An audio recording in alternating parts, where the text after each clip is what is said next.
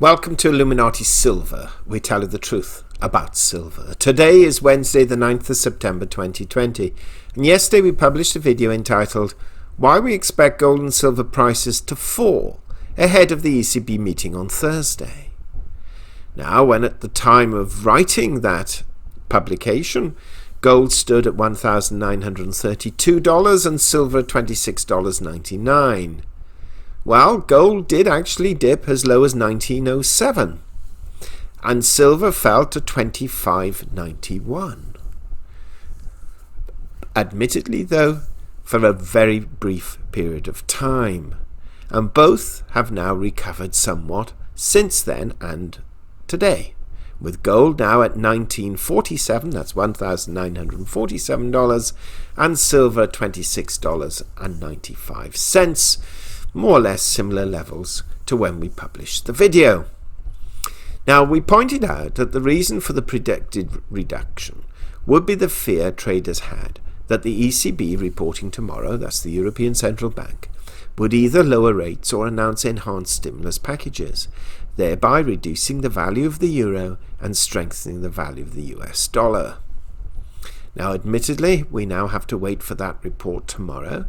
But today the US dollar is down a little at 93.3, so maybe analysts are starting to change their mind about how generous the ECB might prove to be. But equity markets have rebounded somewhat today from yesterday's falls, with the Dow now currently up 638 points and all of the indexes up between 2% and 3%. Now today, the weekly jobless claims report is being announced and we're still waiting for the data, but markets are expecting slightly better figures than last week's 881,000. But it's the issue of jobs or employment we wish to touch on today. See, it does not take an economist to calculate that, generally speaking, when you have high levels of employment, you tend to have relatively robust economies, unless of course you're in a controlled economy run by a communist state.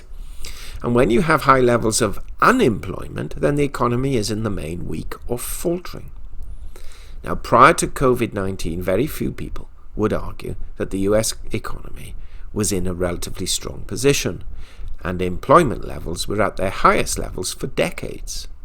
That's no longer the case, and despite many millions returning to work as the various state lockdowns ease, most analysts and economists predict that it will take at least 2 to 3 years, if not longer, some say as long as 5, to get back to pre-COVID figures, providing the US ever does reach that level again.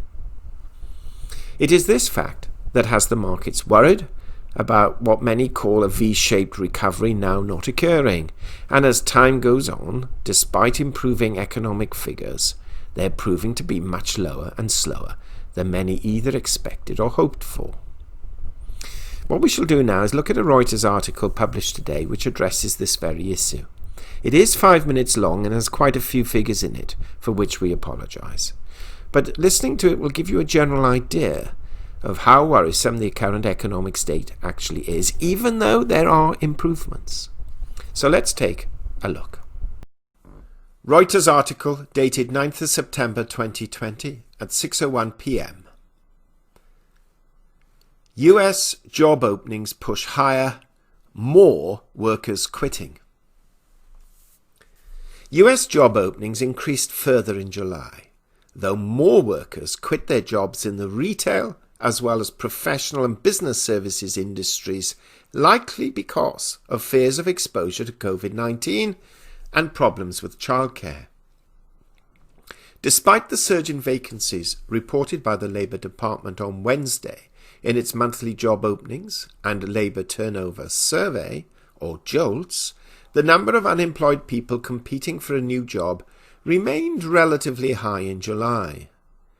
The labour market recovery will be measured in years, not months, said Chris Rupke, chief economist at MUFG in New York. Job openings, a measure of labour demand, jumped 617,000 to 6.6 million on the last day of July. Still, vacancies remain below their level of 7 million in February. Job openings were led by the retail sector, with 172,000 new vacancies. There were an additional 146,000 jobs in healthcare and social assistance. In the construction industry, job openings increased by 90,000. The job openings rate shot up to 4.5%, the highest since October 2019, from 4.2% in June. US financial markets were little moved by the data. The number of people voluntarily quitting their jobs increased 344,000 to 2.9 million. There were 152,000 workers who quit their jobs in the retail sector. In the professional and business services sector, 98,000 workers left. State and local government education reported 35,000 workers quit in July. Childcare challenges. While schools have opened for the new academic year, many are conducting virtual classes. Problems securing childcare have forced some workers, mostly women, to resign from their jobs. The labour participation rate for women dropped in April to levels last seen in the late 1980s and has not rebounded much since. The quits rate, which under normal circumstances is viewed by policymakers and economists as a measure of job market confidence, increased to 2.1% in July from 1.9% in June. Quote, "More quits during the pandemic are probably a reflection of virus fear and challenges related to childcare, given the current weak state of the labour market," unquote, said Lydia Bousseau, a senior US economist at Oxford Economics in New York. The JOLTS report followed on the heels of news last Friday that the economy created 1.371 million jobs in August, after adding 1.734 million in July. About 10.6 million of the 22 million jobs lost at the depth of the coronavirus pandemic have been recovered. In July, there were 2.5 people per job opening.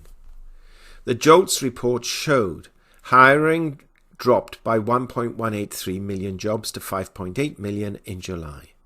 Hiring decreased by 599,000 jobs in the accommodation and food services sector. It fell by 137,000 in the healthcare and social assistance industry. But federal government hiring increased by 33,000, largely because of recruitment for the 2020 census. Overall, the hiring rate fell to 4.1% from 5.1% in June. Layoffs abated in July, declining 274,000 to 1.7 million, the lowest since March 2019. There were decreases in manufacturing, transportation, warehousing, utilities, and wholesale trade industries. Though layoffs, as measured by the number of new claims for unemployment benefits, remain elevated, economists believe the worst of the job cuts related to the pandemic is likely over. It remains difficult to understand why various measures related to layoffs have sent different signals in recent months, but several of the key measures suggest that we've moved past the worst of the layoffs associated with the virus spread, said Daniel Silva, an economist at JP Morgan in New York. End of article. Okay, an improving picture, but slow and perhaps a little unimpressive, apart from the very initial stages of it.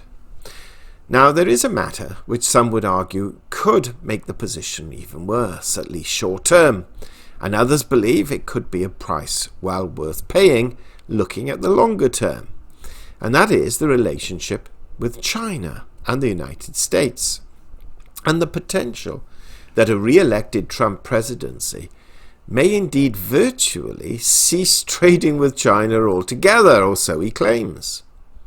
Let's take a look at a much shorter article published by Reuters earlier today, asking this very question. Reuters article dated 9th of September. Headline: US firms in China increasingly fear bilateral tensions will last for years. US companies in China are increasingly fretful that trade tensions between the world's two biggest economies will drag out over years, and nearly a third said their ability to retain staff have been affected, as surveys showed. Half of the firms said they believe soured ties will last at least 3 years, up sharply from 30% in 2019, according to an annual business sentiment survey conducted by the American Chamber of Commerce in Shanghai and consultancy PwC China. Of those, 27% said they believe tensions will last indefinitely, compared with just 13% last year. US-China tension is the top concern for the American business community here. Kerr Gibbs, president of the Business Chamber, said at an event to mark the release of the report. This Beijing-Washington dialogue, they need to work this out because it's having an impact on business performance here. US-China tensions, already high after last year's trade war, have further intensified this year due to the COVID-19 outbreak, and as Washington blacklists or threatens to blacklist Chinese technology companies on national security grounds. With the US election approaching, President Donald Trump this week again raised the idea of separating the US and Chinese economies, also known as decoupling, suggesting the United States would not lose money if the countries no longer did business. Underscoring the worries about bilateral tensions as well as economic uncertainty caused by the coronavirus pandemic, only 29% of firms plan to increase their investment in China this year, down from 47% in 2019. And 32% of respondents said they believed the deterioration in relations was affecting their ability to retain both local and expatriate staff, a view that was particularly pronounced in the education and logistics sectors. It's about the attractiveness of a US brand given this atmosphere of tensions. Mark Gilbraith, management consulting leader for PwC China. However, the proportion of companies with a pessimistic 5-year outlook receded slightly at 18.5% versus 21.1% in 2019. Well, that should certainly have the brain cells buzzing around, contemplating the various moves that may be taken and their inevitable repercussions. Now, the reason we're covering this is simply because employment and or unemployment is a major factor in our calculations for where we see gold and silver prices heading next. If the economy is weak and unemployment is high, then equity markets will undoubtedly suffer and potentially funds could move into precious metals instead. Not guaranteed, but could. Also in such an environment, inflation too is likely to be subdued because of limited demand, so you don't get that demand pull inflation due to so many people being out of work. Now, on the face of it, this means the opportunity cost of holding gold and silver is low because interest rates are unlikely to be raised. And this is true.